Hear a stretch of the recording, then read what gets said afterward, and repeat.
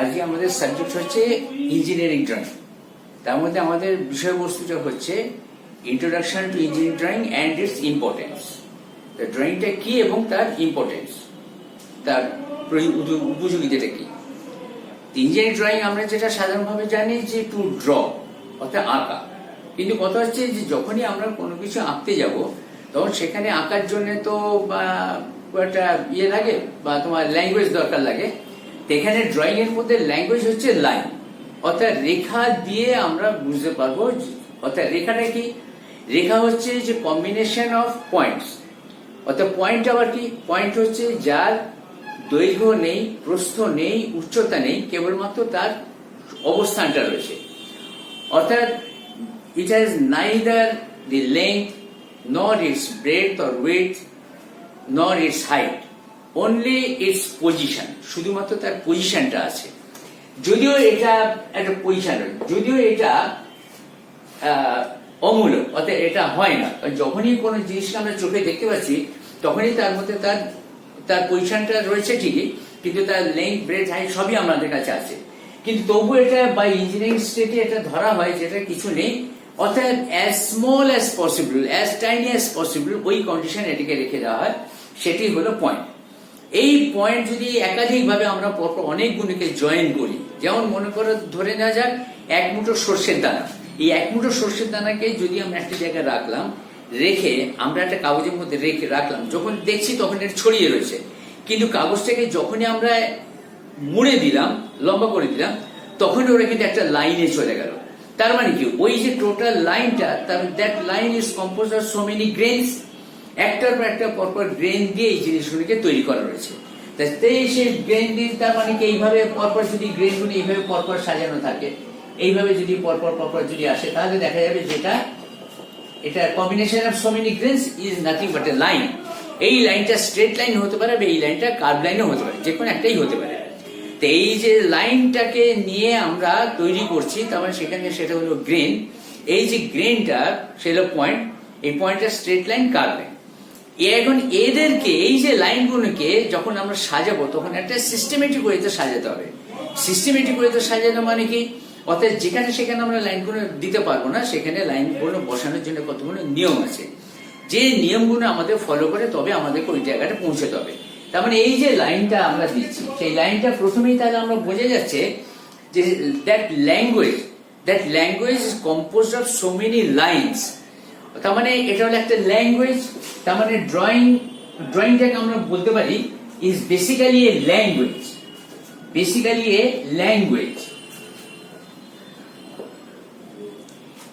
তা ল্যাঙ্গুয়েজ যখনই আমরা বলি তখন সেখানে কতগুলো লাইন থাকে। যেমন আমরা বাংলা লিখতে যাই, যেমন অ লিখলাম, তার মানে একটা কার্ভ লাইন।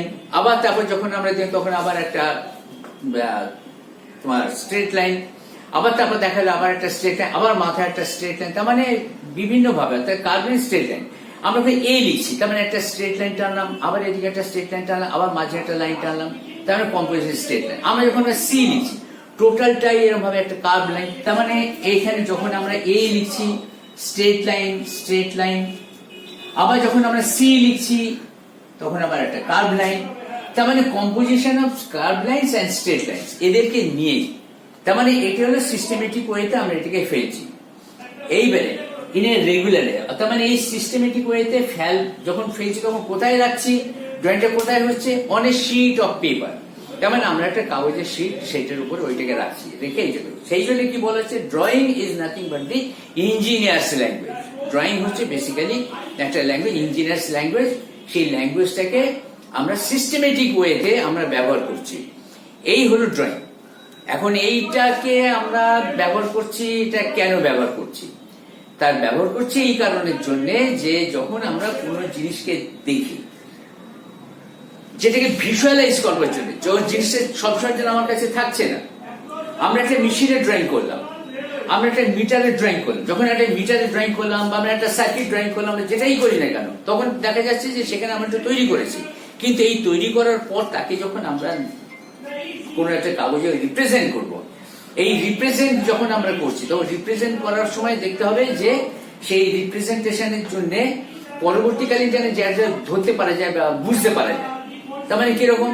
আমরা একটা সার্কিট ডায়াগ্রাম করলাম। আমি যখন সার্কিটটা করছি তখন আমি মনে করে নিলাম যে আমি এখানে আমি একটা রেজিস্ট্যান্স বসিয়েছি, এখানে একটা রেজিস্ট্যান্স বসিয়েছি, এখানে একটা বসিয়েছি, এইভাবে বসিয়েছি, এখানে আমি একটা মিটার বসিয়েছি, এখানে আমি একটা সুইচ দিয়েছি, এইভাবে নানা রকম কায়দা করে আমরা সাজিয়ে গুজিয়ে দিয়েছি।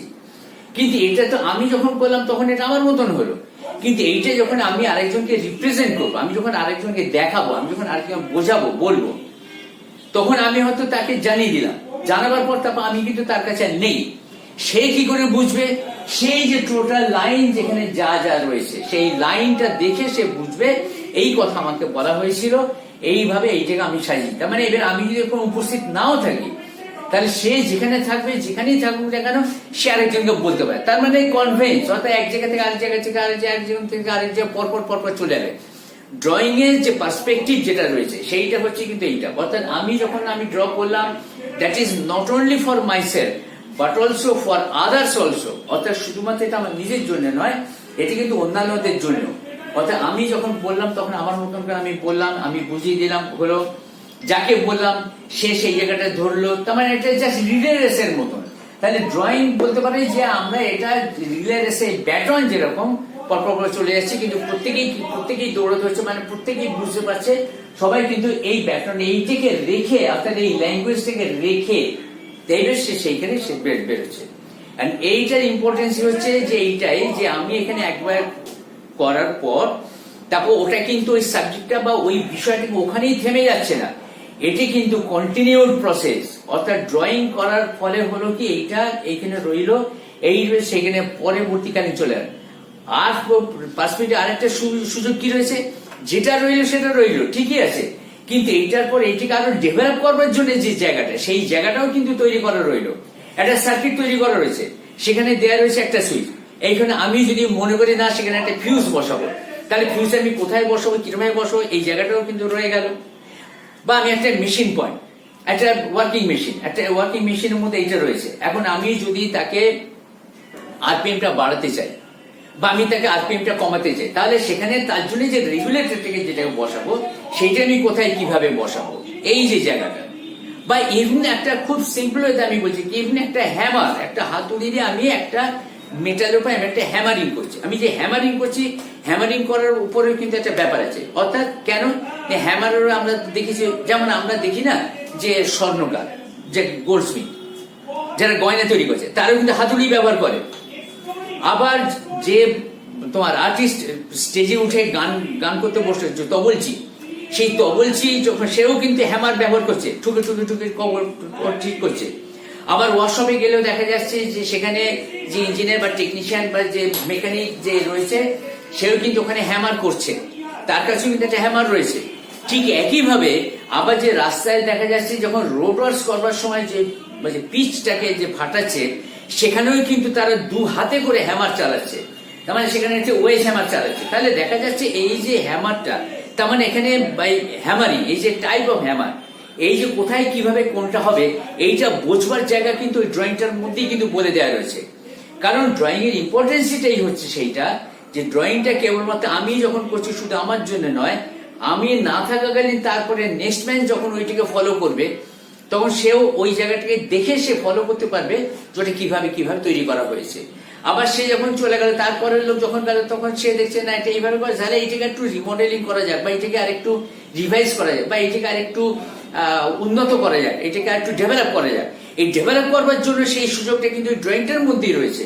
অর্থাৎ ড্রয়িং এর মধ্যে যে ল্যাঙ্গুয়েজ গুলো বলা রয়েছে, সেই ল্যাঙ্গুয়েজ গুলো কিন্তু শুধুমাত্র এখানে না, তার জন্য ডেভেলপমেন্টের জায়গাটাও কিন্তু তার জন্য পরিষ্কার করে দেওয়া রয়েছে।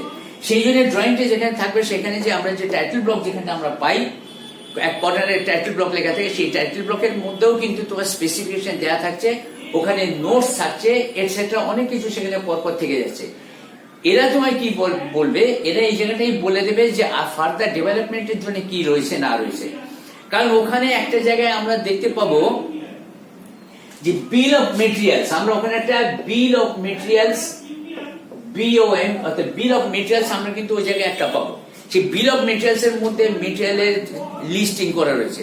সেই মেটেরিয়ালস এর মধ্যে যদি দেখা যায়, যেমন মনে করো ধরে নেওয়া যাক, আমরা মনে করলাম যে আমরা হয়তো একটা ইলেকট্রোম্যাগনেট বানাবো। ইলেকট্রোম্যাগনেট বানানো যায় আমরা সহজেই জানি যে শুধুমাত্র কেবলমাত্র আমরা যদি ওখানে একটা আয়রন নিয়ে আসি, আমরা কেবলমাত্র যদি আয়রন নিয়ে আসি তাহলে সেখানে দেখা যাবে যে আমরা যদি কেবলমাত্র শুধু একটা আয়রন নিয়ে আসি তাহলে সেখানে এটা হবে, এটা ঠিক আছে। কিন্তু ডেভেলপমেন্টের জন্য যখন গেলাম তখন দেখা যাচ্ছে যে সেখানে আমরা এর সঙ্গে যদি আমরা একটু অ্যালুমিনিয়াম যোগ করি, কারণ এখানে বিল অফ মেটেরিয়ালসেই কিন্তু আয়রন বলে দেওয়া রয়েছে, আর পরবর্তীকালে যে রয়েছে সে দেখবে এখানে অ্যালুমিনিয়াম যোগ করে তার সঙ্গে যদি একটু কোবাল্ট যোগ করা যায় তাহলে এই যে মেটেরিয়ালটা রইলো তাহলে এটা আরো ভালো হবে। এই যে ডেভেলপমেন্টের যে জায়গাটা, এই ইম্পর্টেন্সিটা কিন্তু ড্রয়িংটার মধ্যে কিন্তু বলে দেওয়া রয়েছে। এই হলো দ্যাট ইজ দ্য ইম্পর্টেন্সি, এই ইম্পর্টেন্সিটাই হলো তোমার ড্রয়িং এর ব্যাপার।